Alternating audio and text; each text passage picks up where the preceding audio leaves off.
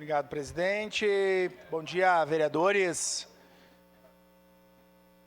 Teve um colega, saudoso colega dessa casa, presidente do nosso parlamento, saudoso vereador Biglia, que várias vezes ele dizia que nós precisamos, às vezes, falar para os anais, porque daqui 50, 100 anos as pessoas vão recorrer aos anais da casa e vão saber que ideias foram colocadas e contrapostas, né? Eu ouvi atentamente um vereador que me antecedeu aqui, falando sobre um tema muito presente para a historiografia, que é a rediscussão de monumentos, a rediscussão e a revisitação de patrimônio histórico, né? O vereador que me antecedeu falou sobre a revogação por parte do governo federal a uma ordem, a ordem ao mérito Princesa Isabel, e que foi revogado em substituição a essa ordem ao mérito que distingue e valoria pessoas que lutaram pelos direitos humanos, meu amigo e vizinho vereador Edi Carlos, se criou a ordem ao mérito Luiz Gama. E vamos à história. Eu fui professor de História do Brasil durante bastante tempo. Durante 380 anos, o Brasil foi um país que se lastrou na escravidão. Em 1822, nos tornamos independentes, quando o filho do rei de Portugal, Dom Pedro II, aliás, Dom Pedro I, filho de Dom João VI, se tornou rei, imperador do nosso país. Quem sucedeu Dom Pedro I foi Dom Pedro II, filho, né, então, neto do rei de Portugal, Dom Pedro II. E a sua filha, a princesa Isabel, tomou o governo, foi regente, assumiu o governo, foi regente em várias oportunidades. A família real que governava o Brasil, a família imperial brasileira, ela não só apoiava a escravidão, como se valeu disso do ponto de vista legal. A primeira Constituição brasileira de 1824, ela estabelecia a escravidão. O primeiro Código Penal brasileiro tinha a escravidão como regra, e os escravizados não eram considerados cidadãos e cidadãs. Me ajudem os colegas historiadores. A escravidão no Brasil acabou não por benevolência da família imperial, acabou por duas questões essenciais.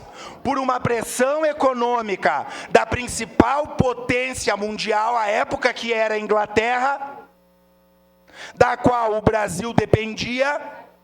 Ou seja, havia uma pressão econômica da Inglaterra industrializada para que o Brasil tivesse mão de obra livre, se industrializasse tardiamente, já que a Inglaterra já tinha feito a Revolução Industrial há séculos. Os Estados Unidos da mesma forma, já com a sua independência. E com o vereador Zanquim, o senhor que é liberal bem sabe disso, com a independência dos Estados Unidos, a luta pela abolição da escravatura, depois da Guerra da Secessão, logo depois da segunda metade do século XIX. O que eu estou querendo dizer é que a princesa Isabel assinou a Lei Áurea por essa pressão inglesa, porque a escravidão já entrava na sua derrocada como sistema, e pela pressão do movimento negro à época, dos abolicionistas, que condenavam esse sistema do último país a abolir a escravidão.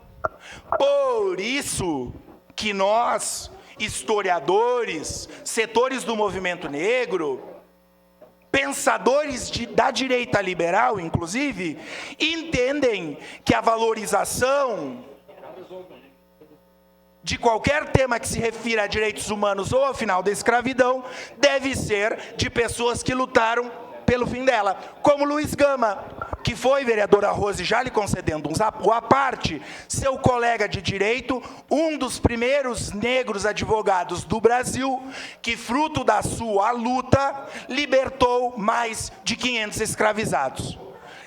Rediscutir patrimônio histórico é normal. Se nós fôssemos para a Alemanha, todos os símbolos da Alemanha nazista foram colocados no chão. Me corrijam se eu estiver errado. Absolutamente todos. E no lugar desses símbolos se criaram outros, para que se lembre, para que se historize, para que se valorize os que lutaram contra o genocídio antissemita e ante todos os povos que aconteceu lá. Então é importante deixar nítido e evidente esse processo. Vereadora Rose, sua parte. Eu acho que está bastante claro, porque... Ou nítido, né? Porque, na verdade, é isso. A princesa Isabel serviu a interesses da época, quando a escravidão não interessava mais a economia do país. Então, ela não é um símbolo de coragem, de luta das mulheres. Ela é um símbolo de interesses das classes dominantes e que não interessava mais para a maioria dos escravocratas da época manter aquela mão de obra. Aliás, né, não vamos dar uma aula de história aqui, mas todas aquelas leis que o vereador Bortoli e os demais vereadores devem ter aprendido lá na escola, a lei do ventre livre, a lei do sexagenário, tem uma frase, né, tudo lei para inglês ver, porque tu se libertava do escravo com 60 anos, só que nenhum escravo chegava com 60 anos. E aqueles que chegavam com 60 anos vivo, era muito bom que o dono do escravo pudesse não ser mais responsável por ele. É como a gente quer botar um entulho na nossa casa para botar aquela peça que não serve mais. Porque antes o que eles faziam? Eles afogavam os escravos com 40, 45 anos, às vezes até nos poços d'água. Agora não, agora ele está livre, eu não preciso mais responsabilizar por ele, eu boto o escravizado que chegava com 60 anos na rua. Mas mais do que tudo isso, pior do que tudo isso, e eu falei ontem, só não quis ouvir quem não prestou atenção. Eu falei ontem, quando foi abolida a escravidão no Brasil oficialmente, o que o governo imperial, naquele 1 ano, que já estava no fim, né? E o que o governo da República fez para incluir esses escravizados que saíram da senzala? Nada. Como nós podemos homenagear uma pessoa que simplesmente assinou uma lei, porque ela estava no comando à época, né, por ser a filha do imperador, simplesmente assinou uma lei libertando os escravos, mas deixando eles numa situação talvez pior do que eles estavam. Então, eu acho que se precisa, e não é simplesmente porque foi do governo Bolsonaro. Eu estava aqui pensando, foi meio difícil achar alguma coisa boa nesse governo Bolsonaro, mas todos os governos que nós somos oposição, eu falei recente, nós concordamos e aplaudimos quando é feita alguma coisa boa. Então, casualmente, só mais uma do governo Bolsonaro que não foi boa, né?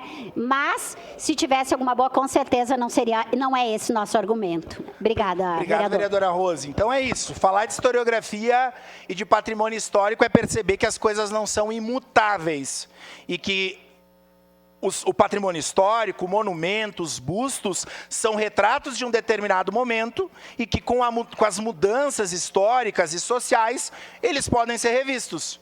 Por isso que a escravidão acabou, por isso que o Código Penal mudou, por isso que a Constituição foi alterada durante a história do Brasil. Então, parabéns, governo Lula, por criar a Ordem ao Mérito Luiz Gama, homem negro, filho de escravizados, vendido como escravizado e que teve uma luta no direito, como ativista, no jornalismo, que libertou mais de 500 escravizados. Então, isso é importante porque demonstra como, ao longo da história, a gente pode mudar e valorizar, né, pessoas que realmente contribuíram para processos históricos importantes de mudança na história do Brasil. Era isso. Obrigado, vereador D'Ambrosio. Obrigado.